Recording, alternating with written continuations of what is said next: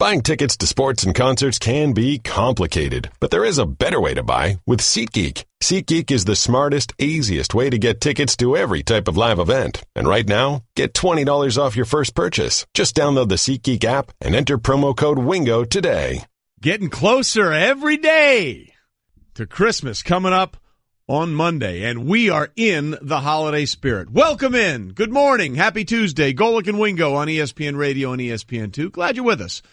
We are presented by Progressive Insurance. All phone guests will join us via the Shell Pennzoil Performance Line, and you guys are way more festivus than the rest of us here. Oh yeah, I must say in the attire. You're going to get there though. We got you taken care of. We got a real special one. I'm a little frightened by that. I'm not going to lie to you. Yeah, we have a special one for you Friday. Mike has his on today. Because this is it for him. You're out today. You're traveling to a bowl game on Thursday. She'll be out in St. Pete's, right? The Bad Boy Mowers Gasparilla Bowl. There you go. That might be my favorite bowl name of the entire bowl season. Yesterday at the bowl site, every bowl week comes with certain events for the teams that are down there. Oh, right. They had two kids from each team racing, not like a normal lawnmower, like the big industrial size riding Bad Boy Mowers. I saw you tweet that. That was pretty awesome. Impressive. So as far as bowl events go, I know like the Outback Bowl, they used to do that wing eating contest and certain things like that. You're going to be hard pressed to beat the mower race for me. And the kid from FIU, that was a vet. I don't know if he grew up as part of a lawnmower service. There's no doubt he was in the landscaping business. Yeah, seen his way around one of those a time or two. He knew it well. So you have the North Swole on Santa flexing his muscles. Yep, jolly old Saint Thick. And I have the Christmas Story scene where Ralphie has the bar of soap in his mouth saying, "Oh, fudge." Except I didn't say fudge. I said the word.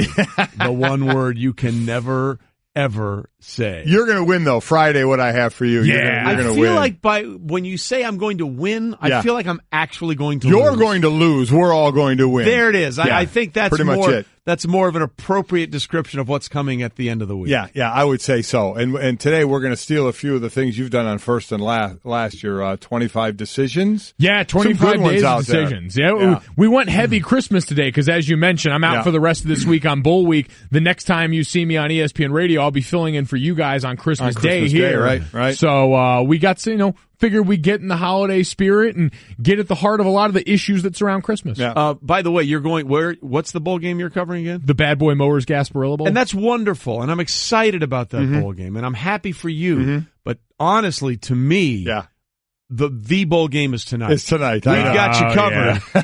ESPN Radio has the Cheribundi Tart Cherry Boca Raton Bowl. Coverage begins at 6 Eastern on ESPN Radio and the ESPN Radio app, as well as ESPNRadio.com. Now, I have been consuming the Cheribundi Tart Cherry Juice. You're a big Cheribundi guy. For years. Yes, you have. And to see the Cheribundi Tart Cherry Juice Boca Raton Bowl just warms the cockles of my heart. It really does. As well as the Cheribundi Tart does, huh? Yes, it's wonderfully delicious. It's good for you. Over 200 college and pro teams use it as part of their recovery after workouts. It manages pain. It helps you recover from workouts, and also great sleep aid. Nice sell. There you go. And the bowl game is in Boca. Yeah. So there's nothing wrong with that. Winner chicken dinner. Yeah. I've dubbed this one the Lane Kiffin Bowl, and I don't no disrespect to the Cheribundi Tart people. And Cheribundi Tart Cherry Juice Boca Raton Bowl. Yeah, then get it right. And the fine work they do. Listen, I remember that in my fridge at Notre Dame and like the team facility. There it is. It was in the fridge. Great anti-inflammatory. If you guys are listening,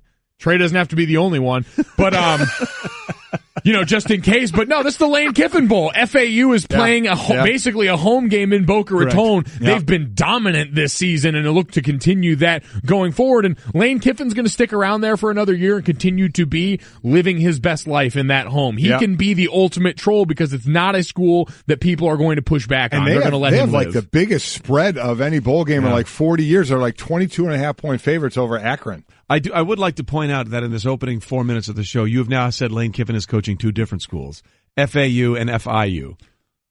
I didn't say he was coaching FIU. Oh, yeah, the first part in the Gasparilla after. I don't think he did. He did. No, we'll get a replay. We'll have to get FIU and FAU. You're going to have to go back and check the tape on this one because I feel pretty confident in knowing my coach because FIU is Butch Davis. That's a big name in his own right. I'm not saying you didn't know. You probably just messed it up. We'll have to hear that one. I think you succumbed to the pressure. Listen, sometimes people succumb. All right. So lots to get to, and we'll get into more of the Cheribundi Tart Cherry Juice Boca Raton Bowl. We will later on. That's impressive how you say say it. Really, it just rolls off the tongue. 80% of the things you misspeak on in this show, but correct. That one rolls right off your tongue, doesn't it? You have to stick a few. That's the one you have to stick. So we are glad you're with us. By the way, we are going to put this up on the poll question because I thought Junior great on first and last. And we're gonna have these throughout the week as we get ready for Christmas. We're stealing from your show. By the way, if you don't celebrate Christmas, I get it. We all do. So just sort of be along for the ride. Right.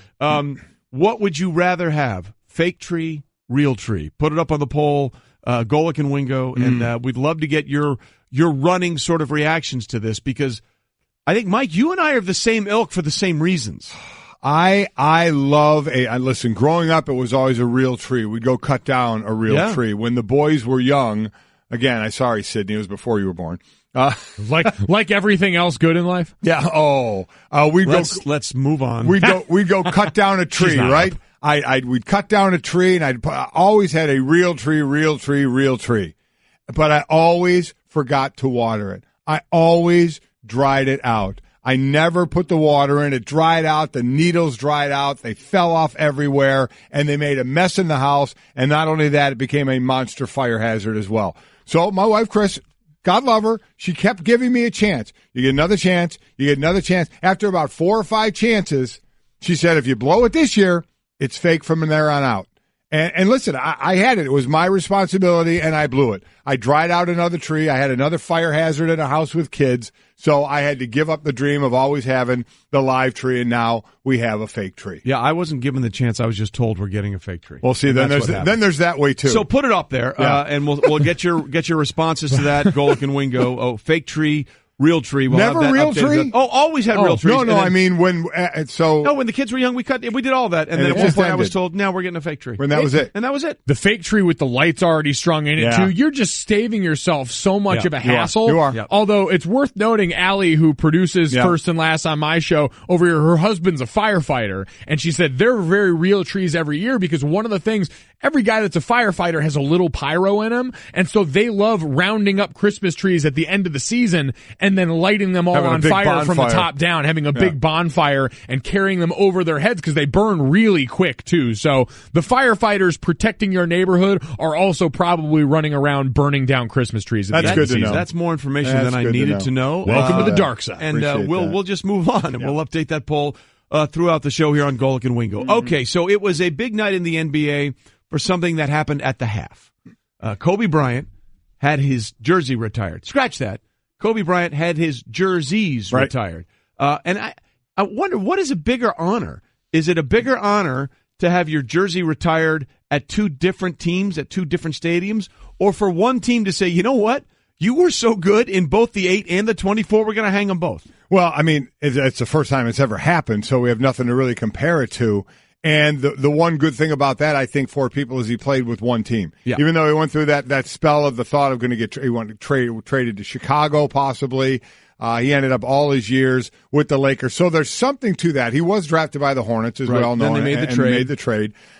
So there is something to doing everything on one team. But if you're asking me what I'd rather have, I'd rather 2 jerseys by 2 different teams retired. That means I played well. If I played well enough on both those teams, I think he wore the jersey 10 years in each number, and he almost had identical numbers in both those jerseys. So I think if they were going to retire one, they were going to retire the other. Yeah, I mean, this is just basically the jersey version of a clerical error. Like, I enjoyed Kobe in his speech saying jerseys with the S on the end to remind us that it was both.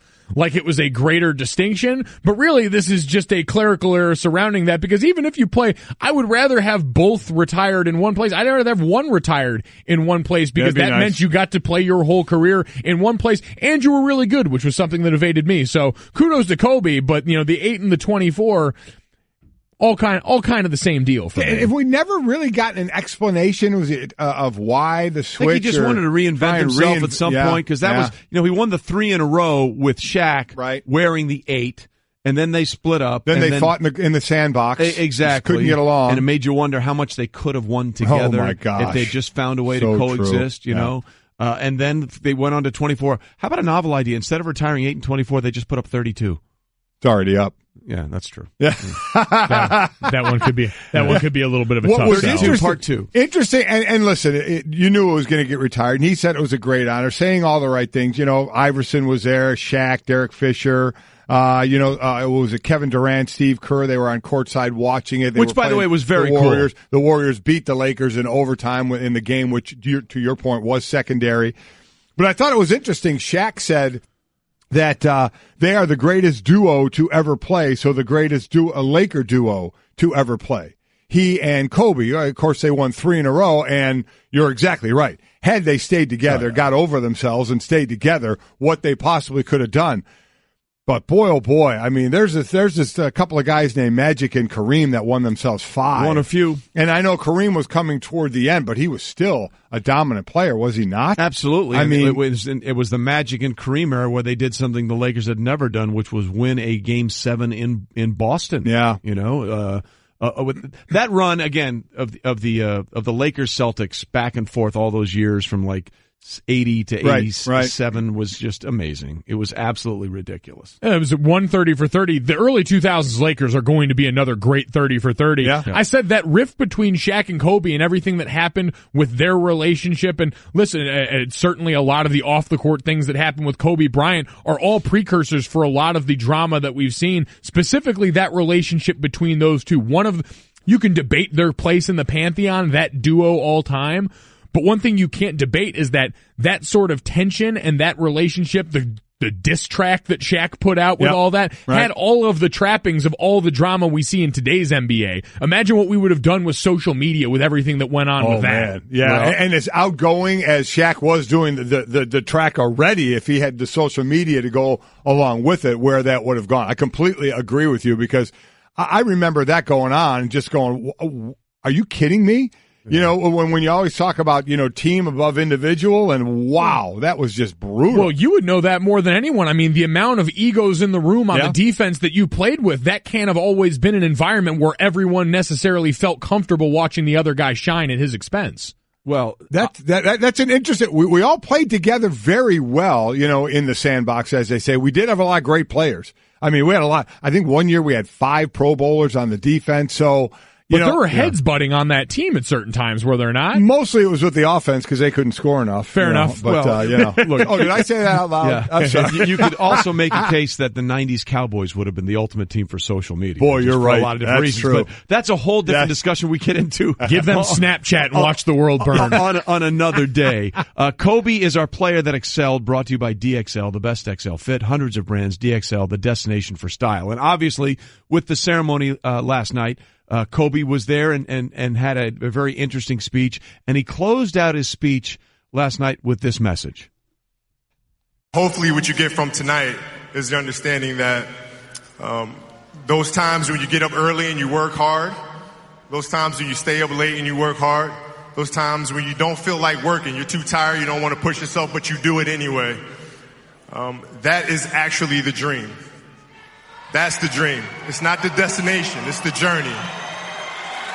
And if you guys can understand that, then what you'll see happen is that you won't accomplish your dreams. Your dreams won't come true. Something greater will. And if you guys can understand that, then I'm doing my job as a father.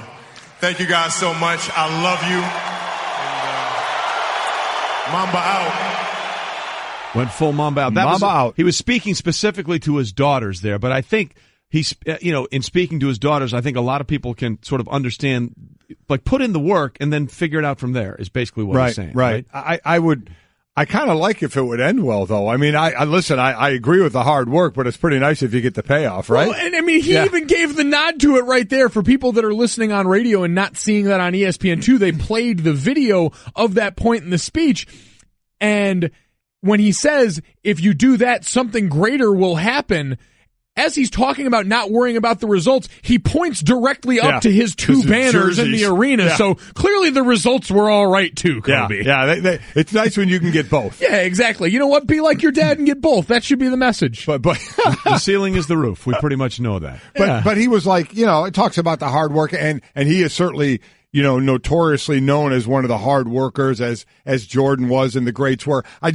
I just, I don't like that comment of nobody worked harder, because there's a lot of people that work hard or just as hard. Some just don't have as much talent, and they work hard and just don't get there. But he certainly had some great work ethic. He had the best of both. He absolutely combined both of those. I was disappointed to see how almost tame Kobe sounded last night. He was effusive with praise, as you have to be in these moments. He didn't want to do that. The one person Kobe wanted to thank in all this? Who's that? Kobe. Yeah. I'd like to thank myself. Yeah, you know what? The Bucs family, everyone in these Austin. It's like the Austin Powers movie. I'd like myself to allow myself to introduce myself. But it is interesting. Do you have a defining Kobe moment in his career? Well, I mean, is there one thing that sticks out more than anything? What that sticks out is the 81 or the 60 in his last game by taking 120 shots to get it. I think 50. Yeah, he took 50 shots to get 50 it. to get 60. So I would say really just those, because they just, I didn't see all his games and, obviously wasn't out there, but you see the highlights of that, of getting the 81 points. So I'm sure there are others that would have different messages or different thoughts about Kobe and what their big moment was, those who spent more time with him. I remember one time we were out in Arizona and we saw, it was Kobe and the Lakers. It was, I forget if it was the Western Conference Finals. That was the Steve Nash Suns. Right. I forget if it was the Western Conference Finals or the Western Conference Semis. But that was the only Kobe Bryant game I ever saw in person. And I felt like every shot that guy hit was a shot with a hand directly in his face, falling away, that he happened to make. Kobe Bryant may be the best difficult shot maker I've ever seen in the NBA. And to see that put on display in person was something that always stuck. Well, how about the alley-oop to Shaq against the Blazers, Game 7? Right. The hand? Yeah. Game 7 of the Western Conference Finals, where it looked like they might be out of it. And that epic series with the Kings was also a big one. But I'll tell you, to me, the ultimate one would be his final game. Yeah. It's like, you know what? I'm going out the way I came in. Going out in style, man. I'm going to put up as many points as I possibly can. And this night is, let's be honest. That night was all about him. And he made sure it was all about him. Yeah. That was the Sam's Club volume shooting game. Some people are superstars and all-timers, and they shy away from the spotlight. No. Others look to the spotlight and say, hey, move that. It's not directly on me just yet. Move it over a little bit and let's get it right on my face. Yeah. Look, he came into this. Look, he didn't want to play in Charlotte. They made the trade for Vlade Divac to get him out there. He orchestrated that. He orchestrated his final game. And when you can do all those kind of things from the beginning of your career to the end of it, you know that not only do you have supreme confidence in yourself, everybody you've played with or played against has that supreme confidence in you. Here's what Paul Pierce had to say about Kobe yesterday. His competitive fire and just his work ethic, and he was able to influence a whole generation, with his fire, his passion, because we just came off the Jordan era and we were like, who's next to hold the torch? Who's going to be that guy with the flair and the showmanship along with the fire? And it was him. And it's just like, you got to have a lot of respect for Kobe, what he was able to accomplish, especially after, Jordan was done. It was like, now we got another guy in his mold, and he was able to put together 5 championships himself. Look, the Mamba mentality, we sort of talked about it a little bit. Right. That's a real thing. I mean, he had a focus and a laser-like issue. Like, I don't care. I want to. What did Mike Tyson say? I want to rip your heart out. I want to eat your children. Yeah, I mean, that's sort of what the Mamba mentality was like. And he wanted everybody around him to have that as well, which is one of the reasons, like the Dwight Howard thing, is not clicking so well. But which was interesting, Shaq, who had so much fun, but Shaq would have his fun on the court, but he would be business when he needed to be business. But that was the thing. That's what made it interesting there. And people say the same about Jordan, is the atmosphere that they created as the leaders of the team. We always say you take on the personality of your coach. I get it. But when you have such a dominant player, that everybody just naturally kind of fall in line, right, with kind of how they do things. Yeah, it's a model that we understand works, but it's a model like anything else that I think is really endearing to fans, because these guys are the ultimate example, Kobe and Jordan, of what we always want. People always say they want in their athletes. I've always respected the guys like Shaquille O'Neal that show you can do it a different way. There isn't one way to be great, but if people were to choose the one way they wanted their athletes to be great, it would be the way Kobe was. It would be the way Jordan was. And it's so interesting. We sit there and had all this conversation about, wow, I can't believe Kyrie wants to leave LeBron. His best chance to win a championship is to stay with LeBron. They've already won a championship. Well, go back a couple of decades. That's what you saw there, right? Right. Absolutely. You saw him win 3 in a row, and Kobe wanted to win. We wanted to be Batman. He wanted to be the lone man. He wanted to be the Lone Ranger. He wanted to be the top dog, and that thing just wasn't going to work anymore. So it's not like what we saw this year with Kyrie was new. So it raises an interesting question, and Kyrie is actually a good answer there. Who in professional sports has the same mentality right now as Kobe Bryant did in the NBA? Because I have one that comes to mind right away, and it's not in the NBA. Oh, the NBA comp is easy. You think so? Russell Westbrook.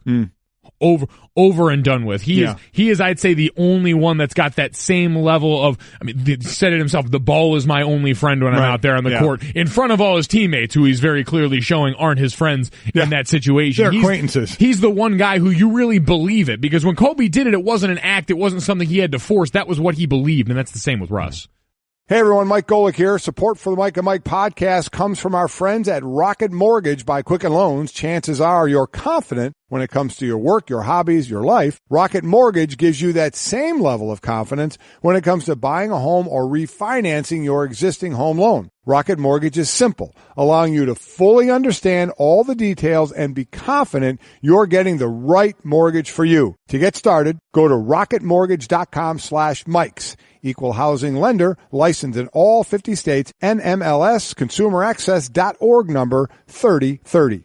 Life happens. With ADT, you can feel safe with an ADT starter kit professionally installed for only $49. Call today and install an ADT starter kit that includes security panel, keypad, key fob, entry and motion sensors, and for a limited time, get a camera included and installed at no additional cost. That's a $449 value installed for just $49. Requires 36-month monitoring contract, QSB, and EasyPay activation. Early term fees may apply. Certain marks excluded. License available at ADT.com, Florida EF001121, UBZ F1639.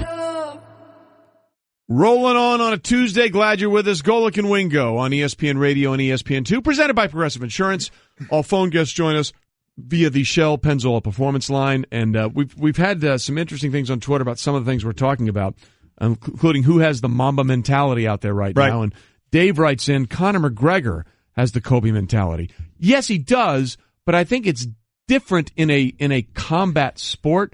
You kind of almost have to have that mentality to survive, right? Yeah, I agree with that, but some have it more than others. Like Mayweather's more of that defensive type of a boxer. Mike Tyson in his prime, when the bell rang, he was coming across the ring to kill you. So, I think there was a difference, even though it's a combat sport, there's a difference in how some people approach it. Yeah, I think to Kobe's point in his speech, most of what he sees is that mentality has to do with the preparation, and so maybe that's where you could argue those guys are similar in such a singular focus towards their goal. I saw, and the same date last year, Tim Duncan's jersey was retired, and this question has come up to me, or at least I certainly have asked it, who had the better career?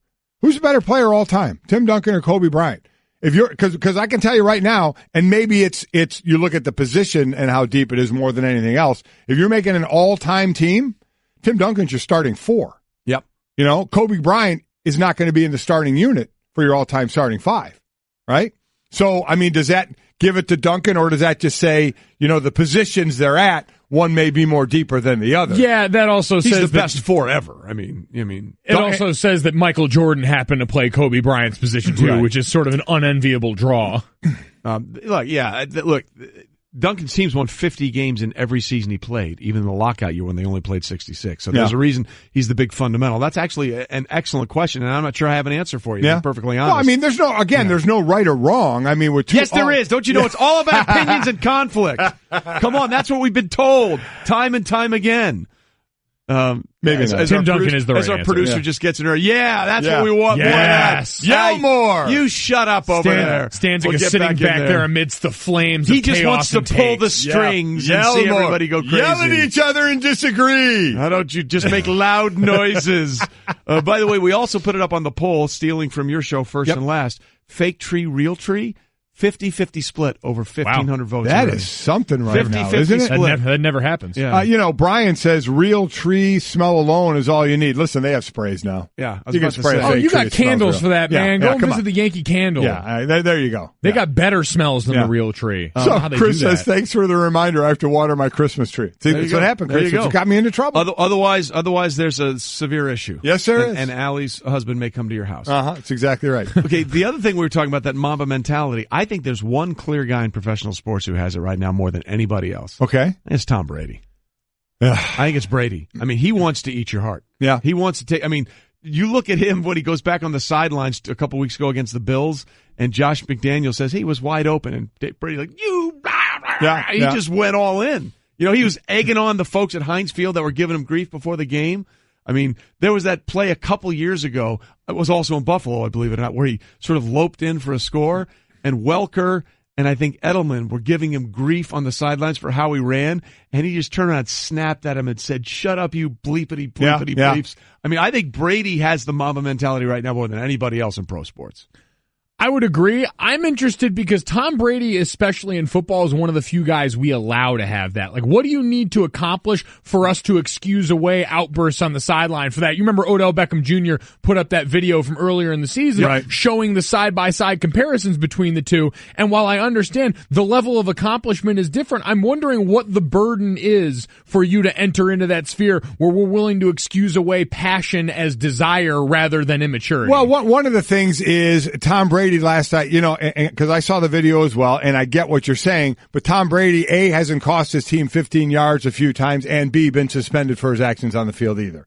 So there's a difference. You can act the fool at times, but if you're not costing your team, okay, you're willing to put it aside a little bit. All of a sudden that flag comes out, and you're going 15 the other way, or all of a sudden the league says you're sitting a game or two, now you're hurting your team a little bit. Tom Brady did cost his team 4 games. Or 3, whatever it ended up being. Let's not go for the deflation sensation. I'm just saying he was off the field for 3 games because of something that he was involved in, so it's there. It was 4 games. I don't know where you got Was it 4? I didn't know if it got reduced down. I forget if it was the nature of it. Was it 4? No. Then he was still almost the MVP. The deflation sensation, I don't call it Deflategate because that gives it too much seriousness. It was the deflation sensation. But to your point, he was off for 4. About nothing. But again, it was for, if you want to go down that road. Let's not. Yeah, let's just not shifting the competitive balance. As far as the comparisons Odell was putting up, that would be my difference. There's going nuts on the sideline, which you and I have seen many, many times from our own teammates and maybe ourselves occasionally.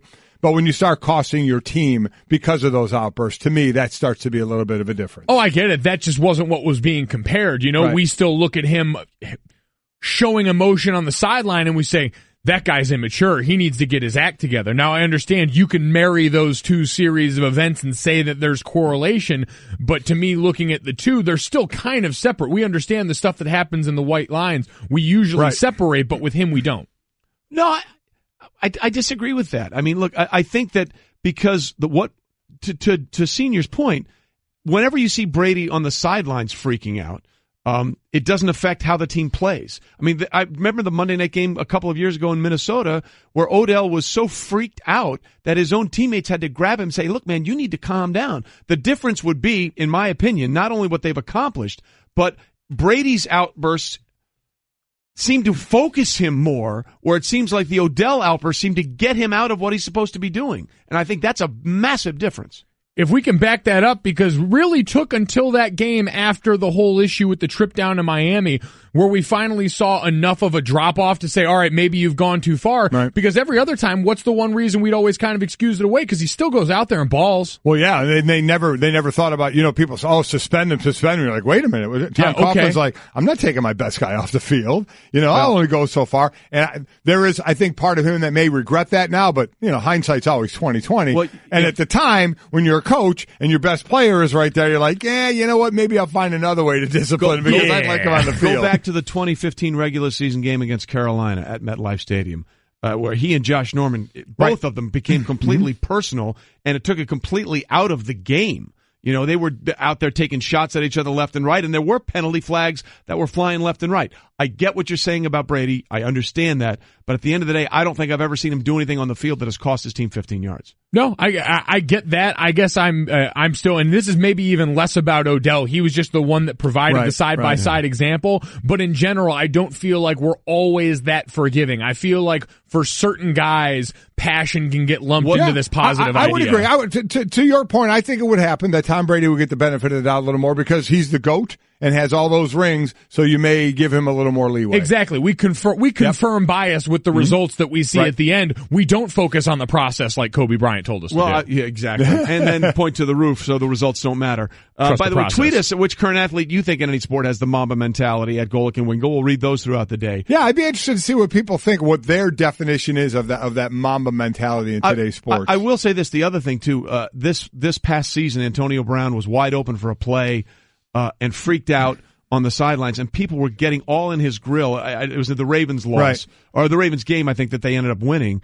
And I was like, why? That's the one time I've ever seen Antonio Brown freak out, and people went nuts. He had to apologize. I thought that was crazy. I thought that was stupid. Well, remember, this was also coming off the videotaping, that wasn't too long ago. It was in the playoffs. In the playoffs. But so he kind of was like already in the news for somewhat that.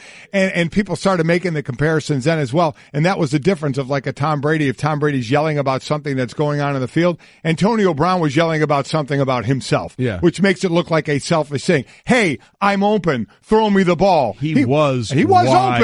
He was open, but I mean, so now it's again, look at me. I was open. Throw me the ball, or I'm going to kick Gatorade bottles over, and canister over because I was so open, and I want you to know I'm mad about it. By the way, it's a bit much, maybe, but he was wide open, and he's the first player in NFL history with 5 straight seasons with 100 catches. So I would keep throwing him the ball. And we broke that play down, and we're getting way too technical here. I get it. We broke that play down, and Ben just wasn't patient with the route. Yeah. I mean, he was open for a 60-yard touchdown. I know he was, and he only gets thrown the ball maybe 2 or 3 times. So, gosh, he really missed out on that opportunity. Hey, I'm sorry, but he's your best player. And you play to win the game. That's all I'm saying, and we're going to play Herm forever. Herm, I love you, man. I hope you're doing well in Tempe. Hey, girl, have you done something new with your scales? Using new moisturizer? Nice. It really brings out the hazel in your eyes. Oh, hold on. Are you using whitening strips, too? Your fangs look good, girl. Really good. A really charming snake charmer? Surprising. What's not surprising? How much you could save by switching to Geico. Wait, what? Have you been doing Pilates, too? Geico. 15 minutes could save you 15% or more. We roll on Golic and Wingo on ESPN Radio and ESPN2, and it's time for the Straight Talk, brought to you by Straight Talk Wireless. Best phones, best networks, no contracts. Okay, let's go behind the curtain a little bit. Yeah. We have had massive issues turning our microphones Time out. on. Cliff, you turned my mic off. Wow, so you're going to turn around and blame Cliff.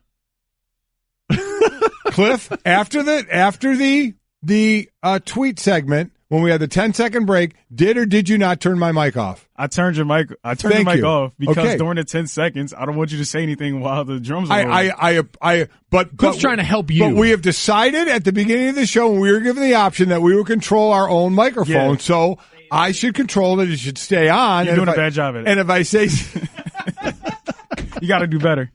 Okay. I just got to say, you come at the king, you best not miss. Yeah. Cliff is the dude that is generating the most positive responses for this show. And he just went after But he did turn my mic off. Just so we all technically know, he turned my mic off. Cliff is doing such a good job. Cliff, feel free to clip my mic whenever. Yeah. I'm good with it. Even if in the middle of a sentence, you're probably going to save us all. No. So, Cliff, you do you, baby. Cliff's doing such a better job at his job than the rest of us that he's actually branched out and started trying to do ours for us. Keeps turning my mic off. It's going to be a problem. Cliff, one thing just remember, I'm bigger than you. Okay. Yeah, wow. And also, he's much younger. But we move on, okay? We move on. And here's the real question. After the loss last night, the win last night by Atlanta, the Packers are eliminated from the postseason. They play the Minnesota Vikings this coming weekend. Should the Packers rest or play Aaron Rodgers? Because he's not healthy. He's healthy enough to play when they had a chance to get into the postseason, but he has, screws and plates? Yes, he does. 13 screws. Should he play, yes or no? My God, no. I said this immediately when this even came up. There's no reason, zero reason to have him out there. You've proven to me that you're a competitor. You came back immediately off IR and went back into a game to try and make us into the playoff. Sit till the offseason. Get healthy, because we need you next year when we're back at full strength, and God willing, we've put some extra weapons around. And certainly this goes against all that you and I have done, because if we were in that position, we would want to play, right? The last thing in the world you want to hear anybody say is, well, he wants to play. Well, no kidding. Yeah. You know what? You only get 16 chances. Every player wants to play. So going back to when we were sitting in locker rooms, you would want to play, and you would understand your teammate wanting to play as well. So they're the last person to ask. This should be on Mike McCarthy and those above him that would sit down to Aaron Rodgers and say, we know you want to play. We know you're a competitor. We know you want to be in the game out there with your teammates, but we're shutting you down. And shut him down for the rest of the year, as much as any one of us would want to play. Well, you know who agrees with you? Our NFL insider and our front office insider, Louis Riddick. He also says it's time to put a wrap on 2017. You're going and you're saying, I'm shutting him down. Because we see those x-rays. We see how it looks like Home Depot was in there trying to put his arm back together. And he's healthy enough to play, but he's not healthy. And he's going up against Everson Griffin, Danielle Hunter, Linval Joseph, Brian Robeson, Anthony Barr.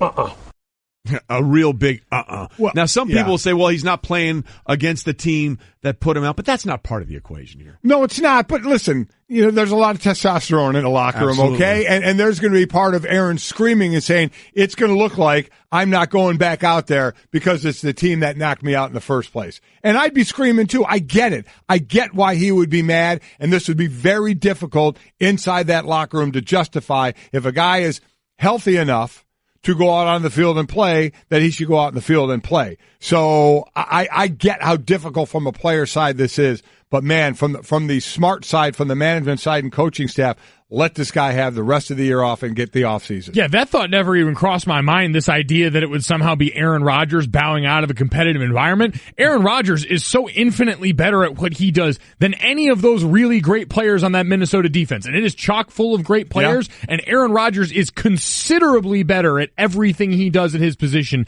than any single one of those guys. And it's not even close. Well, doesn't that it also makes it more interesting, because now I think you need to see more out of Brett Hundley, right? If you're going to believe that he's going to be someone that if you need to plug and play, he's done some good things at the end of games against some opponents that haven't had the greatest defense.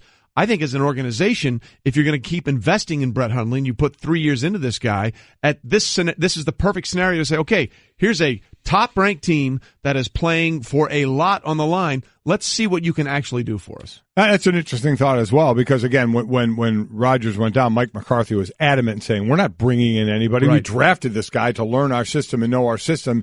He's going to be the one playing, and he started out rough, and he certainly has gotten better, which the expectation would be. But we know this is going to be all about Aaron Rodgers I would think would throw a fit if they tell him he's not playing, but I think at this point you got to just stand your ground as a coach and say, sorry, dude, you're the greatest in the league, but we got to sit you. Well, he did sort of have this resignation to it after the game. If you listen to his post-game press conference after the Panthers, he said, you know what, we gave it a good run. This before they were actually eliminated by the Falcons win. He said, we gave it a good run this year. We came up a little short, but I'm all in for, being around with these guys and this team for many more seasons to come. So it almost sounded like he was getting where he needed to be at that scenario. Straight Talk Wireless, nationwide coverage of America's largest and most dependable 4G LTE networks, and that's what that was. Coming up, there was a notable absence at Kobe's jersey retirement ceremony. We'll get into that next. It is Golic and Wingo, ESPN Radio and ESPN2, steamrolling towards the big day. Buying tickets to sports and concerts can be complicated, but there is a better way to buy with SeatGeek. SeatGeek is the smartest, easiest way to get tickets to every type of live event. And right now, get $20 off your first purchase. Just download the SeatGeek app and enter promo code WINGO today. Well, Golic and Wingo on ESPN Radio and ESPN2. That was Thank you very much. The face that accompanies that looks more like Two-Face from the Dark Knight. Thank you very much. Does. That's scary. Thank you. Not really.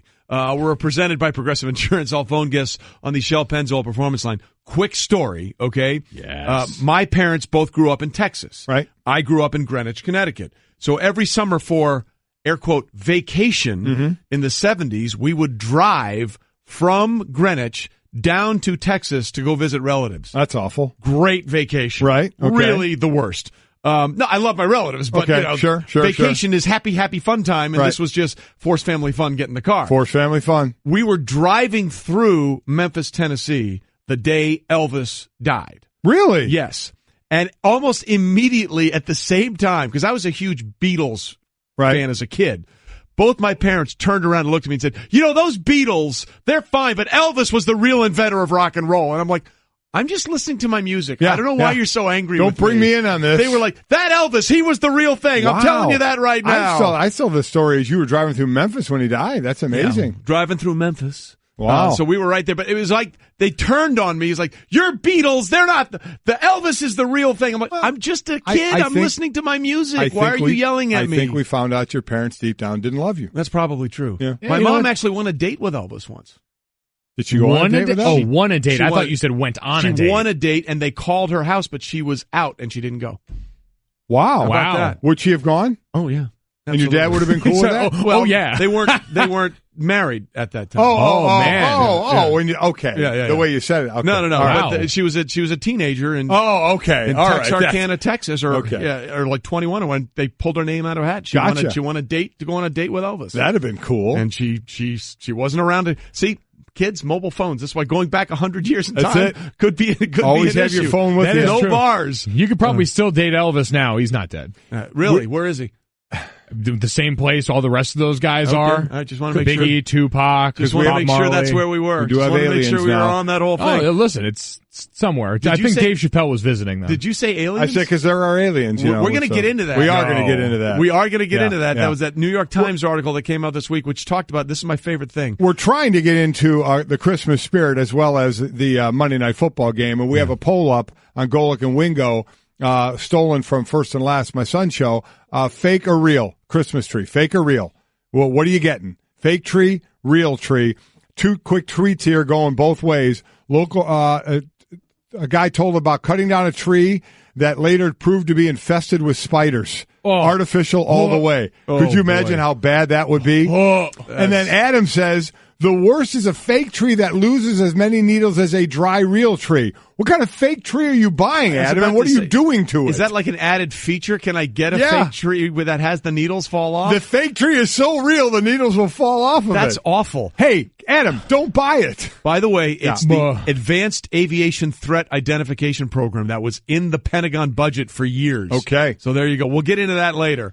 But we'll talk about the Monday Night Football. The spiders. The spiders. That's that'd be awful. That's a bad one. Are spiders awful. your thing? Yes. See, snakes are my thing. Snakes are my thing. I don't like spiders and snakes. I had. Nice. Well done. Thank you.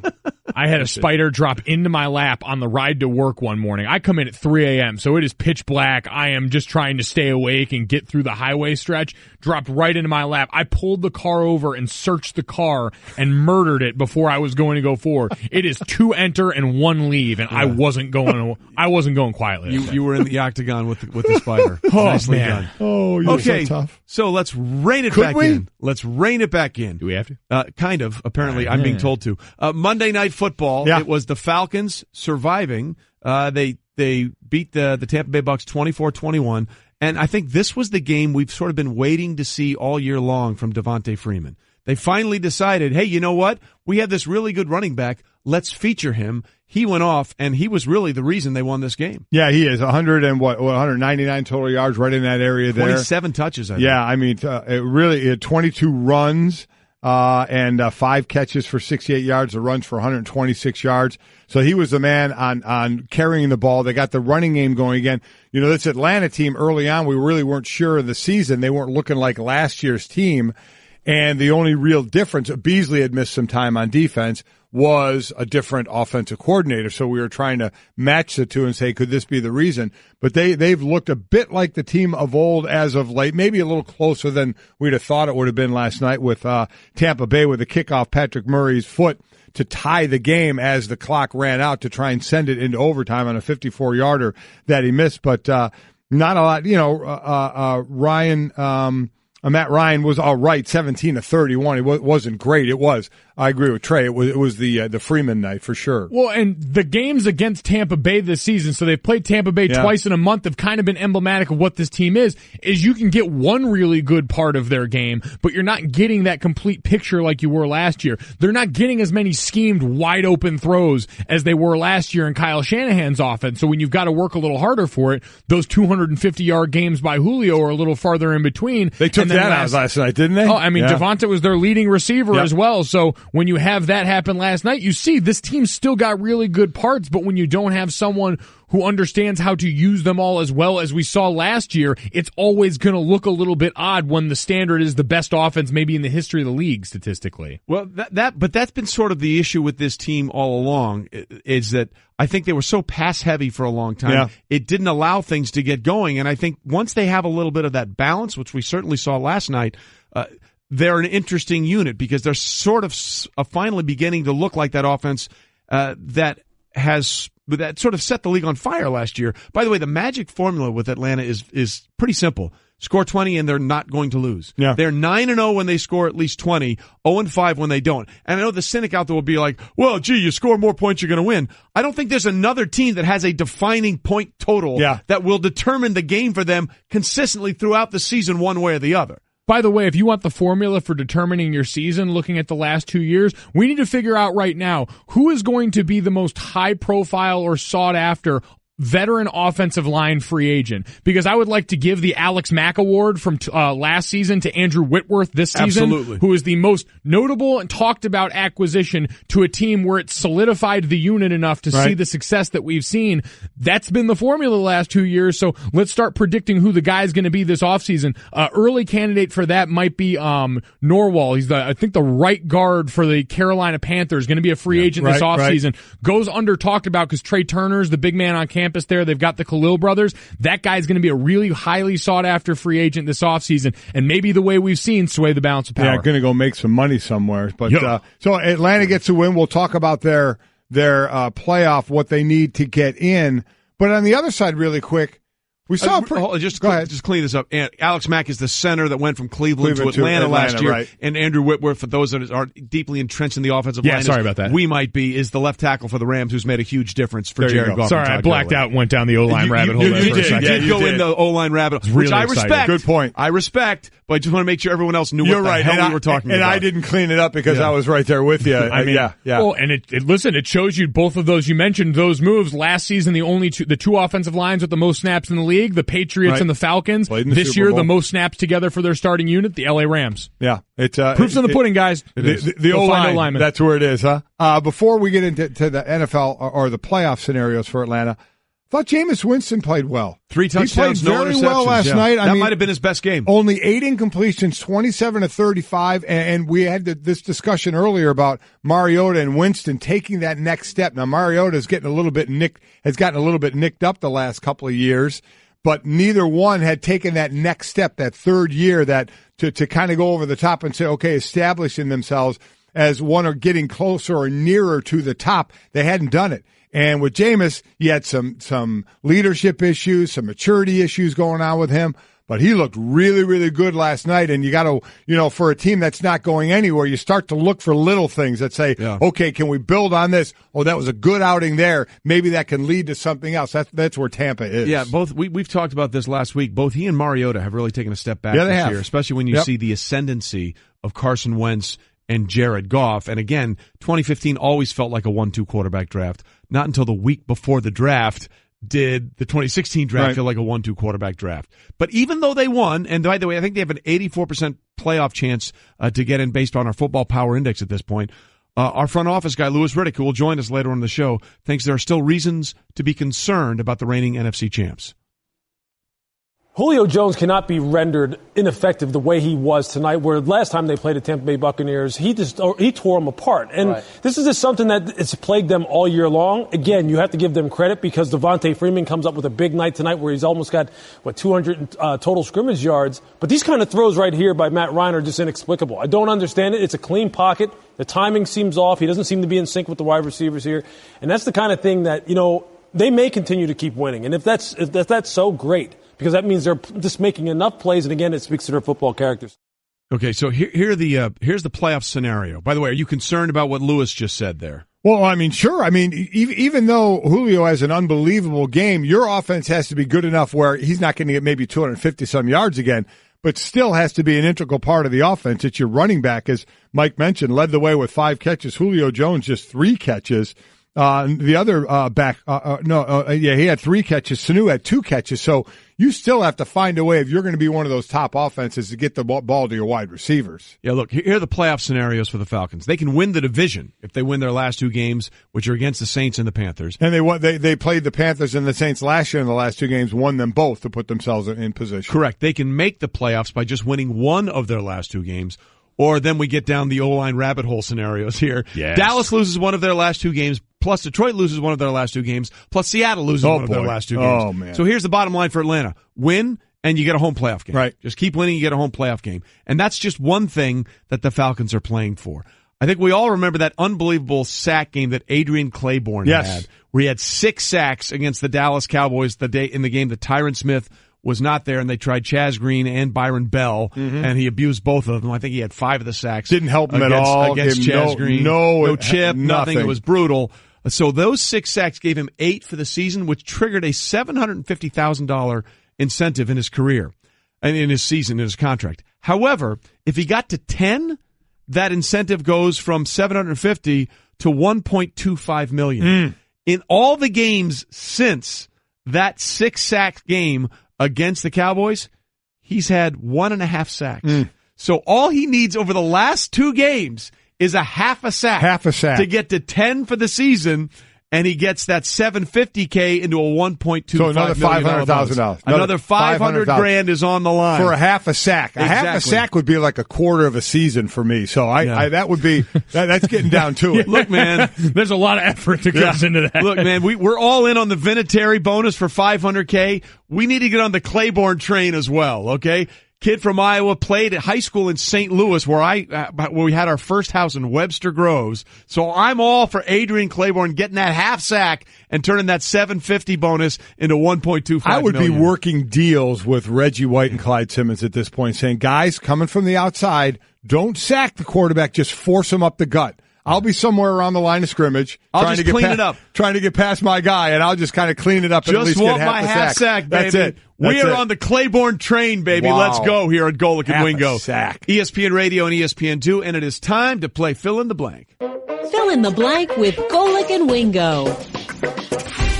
Fill in the Blank brought to you by Mahindra Tractors and Utility Vehicles. Mahindra USA, the world's #1 selling tractor. Okay, this is actually very interesting. With Carson Wentz out, Antonio Brown injured, the MVP of the NFL should be blank. I mean, you look at candidates like a Russell Wilson, a Tom Brady, Le'Veon Bell, Todd Gurley, Drew Brees. I mean, just the Tom Brady rules, like the Michael Jordan rule, almost hurts him because, you want Tom Brady, you just expect him to be Tom Brady, but he is 40. So to consider what he's doing at the age of 40, I would lean toward him. My top 2 would be Tom Brady and Le'Veon Bell. I know Todd Gurley has been fantastic, but Le'Veon Bell has more rushing yards and more receptions. He has 80 receptions on the year and leads the league in rushing. So it would be between Brady and Le'Veon Bell, and I think you have to give Brady some of that love being 40 years old and doing what he's doing, so I'd probably go Brady. It's impressive. I would probably go Todd Gurley #1 with Le'Veon #2. Le'Veon down the stretch is going to have the chance to show the most because AB is going to be out, right? And they've still got something to play for, so they're going to lean heavy on him. But Todd Gurley's been the driving force behind one of the biggest turnarounds maybe in the history of the league. I get that, but he's the 3rd leading rusher right now behind Bell and Kareem Hunt. So it would be really hard-pressed for me to give someone who's not the running back with the most yards, not even the 2nd most yards. I think Brady's been an MVP candidate all season long. We've sort of looked for other reasons because, it's the Brady story again. Yeah. 40 years old, man, leading the league in passing yards. I think it's got to be Brady at this point. All right, we continue with Fill in the Blank. Phil Jackson not showing up at Kobe's jersey retirement is not surprising. I mean, Phil is kind of an unorthodox guy. You're not really sure what he's going to do. You could either think he didn't show up because he didn't want to show up. He doesn't know how it'd be received or doesn't care how it'd be received. Maybe did he feel that it would be a distraction? I have no idea what his thought. It's tough for me to figure out the thought process Phil Jackson. So that's why I would say it's just not surprising he's not showing up. Yeah, on brand. I mean, between misspelling Mamba and a tweet that, of course, Phil's out here popping off on Twitter, this is all pretty on brand for the Phil Jackson we've come to know since his coaching days. Well, not only that, but remember when he first put his first tweet on, it was all messed up. And then we're like, Phil, what are you doing? And it was because he had the 11 rings on. He couldn't quite type. Yeah. That was sort of peak Phil Jackson for a while, right? It's sort of gone downhill ever since. So, again, not I'll go with you guys. Not surprising that he wasn't there. Okay, we move on fill in the blank. Carmelo Anthony says he's, quote, cool with, end quote, 4 points on 6 shots in a Thunder win. That's what? He's cool with that as what? He's cool with that is saying the right thing. Yeah. You know, I don't think he's ever cool with 6 shots, but they get the win. So you don't want to be that guy that complains, you know, when, I'm wide open. Target me even more. Sorry if I'm, making a move toward Antonio Brown in that one because he's a great receiver. He's recovering from a partially torn calf. Yes, he is. Yes, he is. I would say, I don't think you can't come out after a win and start talking about your lack of shots. So he's saying what needs to be said. It's hashtag stay mellow. Well, stay M70. As he tends to type it on Instagram. Of course you know it's not true. We've got some sort of Instagram post that's laying in wait if I know Carmelo Anthony the way I think I know him now, because there's no way this guy is comfortable. Like we all do, man. Social media. We know all our athletes now. We know everything about them. I think it's understandable because the win puts them in the playoff picture and they're at 500. I mean, this team has struggled mightily all season long, so is what he has to say, because to that point, they're right now in the 8th spot. Again, long way to go. It's not even Christmas Day yet, but they have been out of the playoff picture for so long in this NBA season. Just to know that they may be relevant is the right thing to say going forward. Okay, we have all kinds of bowl games going on, and some, of course, Junior, you will be calling. The non-playoff bowl matchup you're most looking forward to watching is? For me, it is going to be the Peach Bowl. The Peach Bowl is Auburn and UCF. Yep. So UCF, they're undefeated. They don't make it to the college football playoff. Nobody expected they would. But, here's that team that's undefeated. They want their chance against the big boys. So they get an Auburn team that was right there, had their chance coming to the end. Many thought was the best team in the country toward the end of the season. So I'm absolutely looking forward to see how Scott Frost and the team that he coached, and now I know he's moving on to Nebraska, but how those guys answer the bell in this game. Give me the Capital One Orange Bowl, Wisconsin and Miami, just to see the fan bases. I want to see those two fan bases interact. Now, we'll see if Miami's fan base shows up now that they're out of the hunt for anything meaningful, because we know that was part of a large part of this season. Front running? Just a touch. Yeah. I mean, and give them credit. They showed up and made the Hard Rock, especially for that Notre Dame, a feared place to play, which it has not always been. But I want to see these two dynamics play out side by side. Cheese curds and turnover chains are a deadly combination. But do you put the turnover chain in the cheese curds? That's what I would want to know. I think you can use them as like a garnish. Maybe one can garnish the other. Really, either way, it's an improvement. Okay, if I'm being honest, I would say the Cotton Bowl, the Goodyear Cotton Bowl, USC, Ohio State. I mean, if you talk about tradition, it is a nice matchup. I don't care where they're playing. Right, I'm watching that game. But if I'm also being honest, I'm all about the Cherubundi Tart Cherry Juice Boca Raton. Of course you are, baby. I mean, if I'm to use Junior's term, if I'm on brand, I'm all about the Cherubundi Tart Cherry Juice Boca Raton Bowl. Be who you are, be what pays. That's exactly right. Okay, Steven Strasburg blaming the All-Star game for an injury, even though he didn't pitch in it. Even though he didn't pitch in it, is what? I don't understand this. It's weird to me. He talks about the All-Star game. He said you're asked to throw, potentially pitch, maybe not, which he didn't, but not have any access or ability to really stick to your routine. Once that's over, it's like right back into the bullpen, day off game. I just know that a little lapse for whatever reason pushed me back a bit. It started making my arm hurt. My arm felt good before that. Then it was like after that, it just didn't feel right. Listen, I'm not a pitcher. I don't go through a pitching routine, but this sounds really odd to me. I would love to talk to another pitcher about this and say, is there validity? We always hear about the All-Star game, these batters that go up and swing all the time for a home run. This kills them the second half of the season. Could you go to an All-Star break, get out of your routine, not pitch a single pitch, and then your arm hurt afterward? It just seems very odd to me. This to me is very Stugatzian because it requires no level of consistency to be enforced. It's just reacting in the moment, and it's looking at, all right, what's the popular complaint right now? What's the thing that people are blaming stuff for? The All-Star break. What do I have a problem with? All right, let's tie these two together as best I can. This is like a practice squad player complaining about Thursday night football games affecting their body and the physical toll it takes during the week. This is incredible. I applaud him for this leap in knowledge gap and the understanding that we wouldn't call him on this. It takes a lot of gall to do that. Well, here's the most interesting part of this whole thing. Guess who hosts the NBA, Major League Baseball All-Star game? Yeah, Bush at Washington. Yeah, It's gonna be there. Well, Bryce Harper said he'll probably go in the home run derby because it'll be, at his home stadium, kind of the host. And Strasburg, if he's, makes it to the All-Star game, I guess doesn't want to pitch. Won't go. At least the All-Star game, Aaron Judge, people could say because he swung differently, maybe that's why he started the slump. The idea of not pitching in it is hurt his arm. I like the idea. It's whimsical. I like the idea of Steven Strasburg. Like while this is going on, you've got Bryce Harper and the rest of these nationals showing out in their home crowd, and Steven Strasburg's just in the crowd with a gut, sipping a beer, booing everyone. Boo! Boo! My elbow. Real quickly, best Christmas movie / holiday movie is what? A Christmas Story. Yeah. The shirt I have on today. Oh fudge! I mean to me, it's that one. It's Elf. You can't say it's that one, then you say it's Elf. Yeah. Which one is it? I'm just saying I put them in the same category. I would stick with Christmas Story. Jingle All the Way. Jingle All the Way? Give me Arnold Schwarzenegger in a Christmas movie any day and twice on Sunday.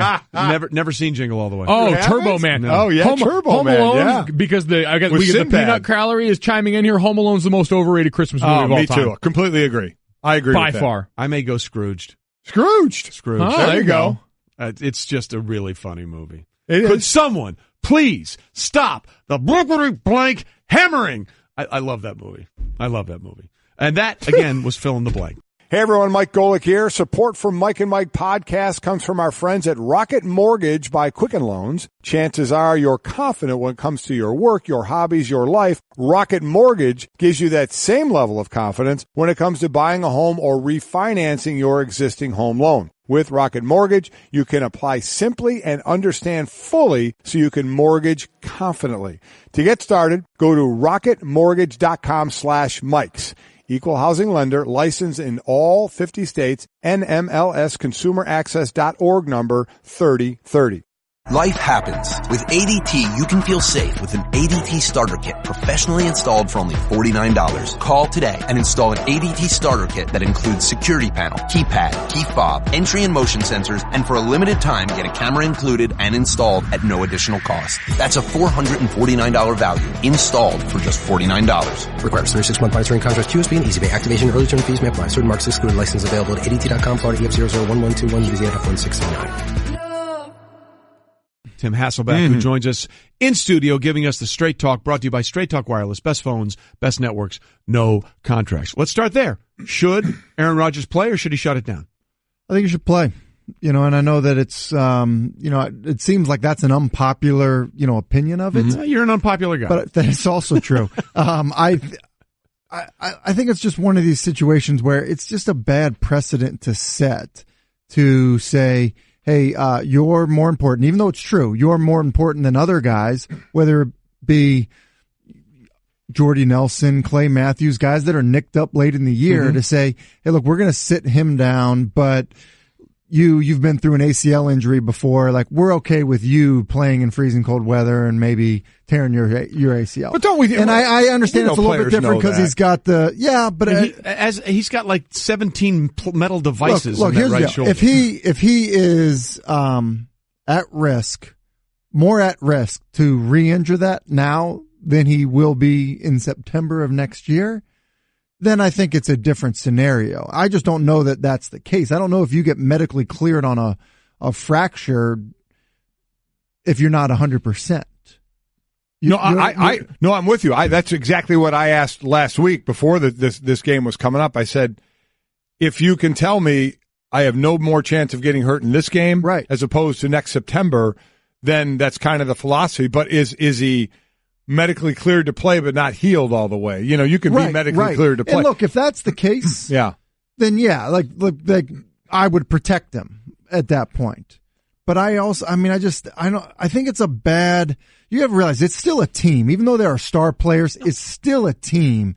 And, we can sit here and act like, everybody understands Aaron's more important. Mm-hmm. But not every guy feels that way, especially when it relates to their own well-being. Without question. And I hear what you're saying. And there was a scenario last year where the Cowboys were the number 1 seed in Week 17, and they took Dak out and they took Zeke out. And the offensive linemen and defensive linemen were still in there banging heads to protect him for the playoffs. But this is different. I mean, I think he was healthy. Louis Riddick summed it up best yesterday. He said he's healthy enough to play, but he's not really healthy. And so what do you gain by putting him out there potentially to sort of break it again? Because what happened when Tony Romo came back when they were trying to make the playoffs? He re-injured that collarbone in the Thanksgiving Day game against the Panthers, and that basically pretty much ended his career because in the preseason the next year, he broke his back. And we're not suggesting that's going to happen to Aaron Rodgers, but it is a different set of circumstances than what you're talking about. I completely agree with you. You could have a turnover, threw 3 picks this past weekend. Could have a turnover and be forced to be in a situation where he's got to make a decision on making a tackle. Well, don't make the tackle. Let's be clear about that. Aaron, let him run. And so, look, I get it. I would tend to play him unless the injury, the risk for re-injury is more. And if that's the case, then I think guys are more understanding of that situation. All right, so a team that they're out of it, so that what happens on the field with them doesn't matter. For a team that does, the Philadelphia Eagles trying to get home field throughout in the playoffs. Do you have more concern now? Again, Nick Foles just threw for 4 touchdowns. So when I say concern, I don't mean for what we just saw, but for the fact that a backup quarterback has to take this team the rest of the way, however far it's going to go. Do you have more concern with that process or the way the defense is playing right now? Well, I'd probably be a little bit more concerned about the defense and how they played against the Giants. I mean, the Giants have been terrible in, nearly 30 points or maybe more than 30 points in that game. I mean, that's a bad showing against a team that you should know well and play well against. I've been thinking about this a lot in terms of Nick Foles and what the expectations are for him and how far he can take them. That's a good football team, and I'm not really sure why we think that Case Keenum can take the Vikings further than Nick Foles can take the Eagles. I mean, I understand Case Keenum's had an amazing year, and I feel like, especially the way the team is handled, whether or not he's a starter, I feel like he hasn't gotten the respect he deserves. But with that being said, look, this isn't Nick Foles' first experience playing. Right. He's had great games in the past, and he's on a good team with a really good offensive staff. And so I think that Philadelphia and I think that Minnesota, based on their quarterback play and who they have at quarterback, I think both those guys are good enough to help them get to the Super Bowl. Well, I think the difference there is that we've seen a much larger sample of Case Keenum this year with this team as opposed to Nick coming off the bench. But we talked about it on this show and also on NFL Primetime yesterday. The numbers that Foles put up against the Giants, basically identical to what you were getting from a Carson Wentz. Carson had averaged 2.5 touchdowns a game. Nick had 4. But, the completion percentage, the yardage was about the same. And the most ridiculous number was the third down conversion. On the season, Carson, when he's in the offense, they converted 45%. On Sunday, Nick Foles and company converted 46%. It was eerily similar. In the upcoming schedule, right? They have Oakland, and then I think Monday Dallas, night game, then they get home for Dallas. Yes. That game may mean nothing to them. Nothing. That final game may mean nothing to them. So you look at it, much like we look at, Blake Bortles playing with some confidence because, kind of got rolling a little bit. You could have Nick Foles in a situation where he's playing with a lot of confidence because, you get a game where you throw 4 touchdowns and get the Giants, you get Oakland, and then you get a Dallas team that, who knows what you're getting at that point. You could have U-Hauls packed. And so I think you look at that for Philadelphia. I think that bodes well for them also. You mentioned the Cowboys. They get Zeke Elliott back. They keep their season alive against the Raiders with the win. Now they get Seattle. And for all indications, Seattle certainly looks like a team that is sort of not aging well at this point in the season. And then they play the Eagles Week 17, which may be a U-Haul game for the Cowboys, or it may be a nothing game for Philadelphia. The Cowboys need to win their last 2 games to have any chance at the playoffs. Then the Lions need to lose once to either the Bengals or the Packers, possible, and then either the Falcons, Panthers, or Saints would need to lose their final 2 games. What chances do you give Dallas, first of all, to win their last 2 games with Ezekiel Elliott back? I think they have a really good chance to win their last two games. I think in terms of chances in those scenarios, and this is the time of year, and I think Trey does a good job of this, Golic, by the way. Like, once I hear, like, the researchers start giving the scenario, like, I immediately get a headache and I feel like I can't see straight. Yeah. Wingo sometimes, like, he'll just, like, wrap a segment and, like, rattle off 7 scenarios. I'm like, really, dude? Like, do you sleep at night? Like, I just don't listen to him. So, right. Yeah. I mean, I that's the way to do it, by the way. I want to be clear. But I do think that Dallas, and I don't, then we get into these tiebreaker scenarios, but Dallas winning 2, right, gets them to 10. Yeah. And then if you think about what if Atlanta loses their last 2, which they easily could happen. That would be a win for them. They would get in. So they then get in. So like, what are they? I mean, I think it's realistic. I mean, it's, it's Dumb and Dumber 1 in a million type stuff. It's better than that. It is. And by the way, people are saying, well, wait a minute. If they finish 10-6, they both finish 10-6, the Falcons beat the Cowboys. Yeah, but there's a 3-way scenario in that situation, and that's why that 3-way scenario Cowboys. Is maybe with Detroit, right? And so Detroit, see, look at this. Look at you. You're getting it. No, I have to stop listening to both of you. But then Detroit's in a situation where they're at 8. But they have 2 winnable games, I believe. If I forget the Lions got to play the Bengals and the Packers. Yeah, and look, we're talking about shutting Aaron Rodgers down a second ago. So they could end up getting to 10. That's the 3-way tie you're talking about. All right, I want to ask a question that has nothing to do with math or scenarios. Okay. So in other words, your wheelhouse. Exactly. Seattle Seahawks. Is the window closed? I think so. Championship I think window. so. Yeah. I think that's pretty much the only window there is. Well, you never know. Here's a bay window. Yeah, it's also true. Look, I think this. You listened and you're laughing. Thank you. God. About that team in general. I don't know that it's like a full rebuild type of thing because of, you have Russell Wilson, and I think that he, fixes a lot, on their offense. But this year they weren't able to rush the passer the way they have in the past.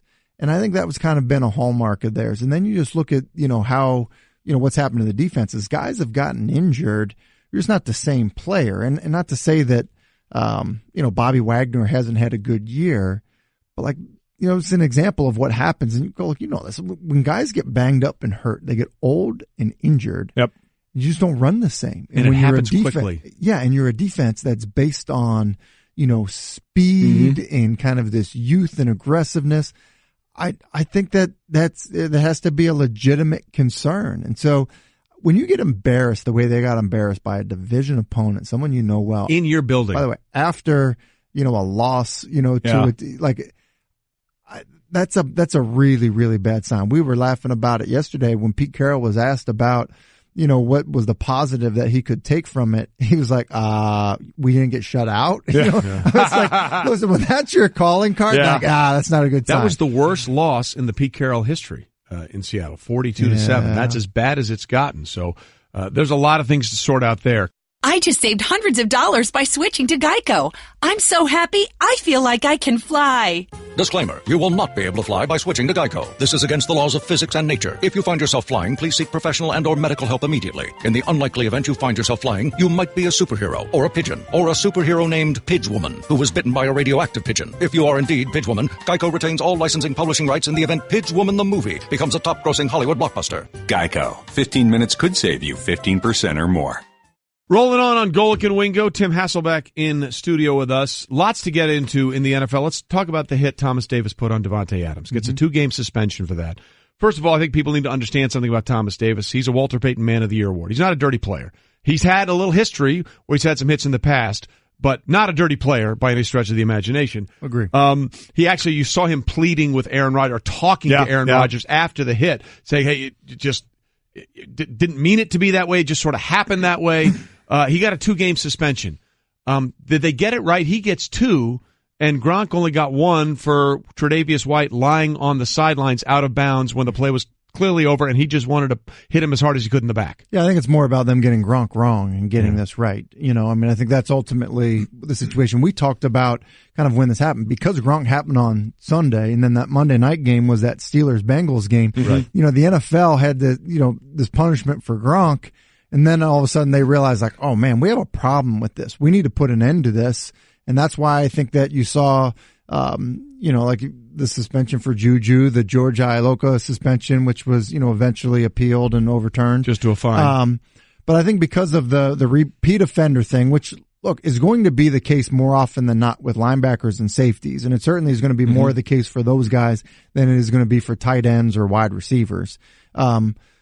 Yeah, it's unfortunate, and I think it's kind of the nature of the business in terms of the position that you play. These new rules are harder on linebackers and safeties without question than they are on anybody else. Without question. And they're going to have to come up with the guidelines that we had talked about before for certain hits, because give me at least the football play, the Juju play, this play here by Davis over the Mike Evans play and the Gronk play, which I say are apples to apples. Those deserve more. Yeah, without I agree. question. After the play and the intent you have with those, to me, deserve more. Well, you're right about like during the play. Like we should always make a clear distinction with that. Like I think with Thomas Davis and Golic, you'd actually be good to speak to this, because when you have these change of possession plays as a defender, it's not like you had a man that you're supposed to block and he knows you're coming to get him.